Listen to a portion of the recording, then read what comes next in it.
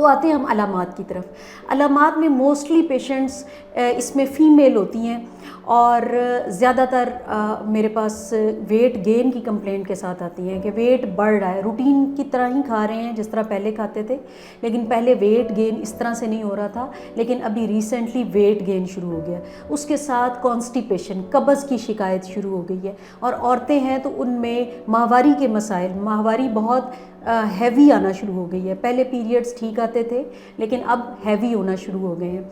उसके अलावा स्किन जो है वो ड्राई होना शुरू हो गई है, स्किन पे ख़ारिश होना शुरू हो गई है, जिस्म फूलना शुरू हो गया। फूलने का मतलब कि जिस्म के अंदर महसूस होता है जैसे पानी इकट्ठा हो रहा है, स्किन को टच करें तो गड़े बन जाते हैं। जोड़ जो है उनमें सोजन आना शुरू हो गई है, जोड़ स्टिफ हो गए, अकड़े हुए महसूस होते हैं, दर्द होना शुरू हो गया है, जिस्म में जगह जगह दर्दें शुरू हो गई हैं, फटीग यानी थकावट बहुत ज़्यादा हो गई है, सर्दी लगना शुरू हो गई है। अभी रूटीन में मौसम चूँकि गर्म है, अभी सर्दियों की तरफ हम बढ़ रहे हैं, लेकिन ऐसे पेशेंट्स को गर्मियों में भी एसी या ज़्यादा पंखे के नीचे ये टॉलरेट नहीं कर सकते।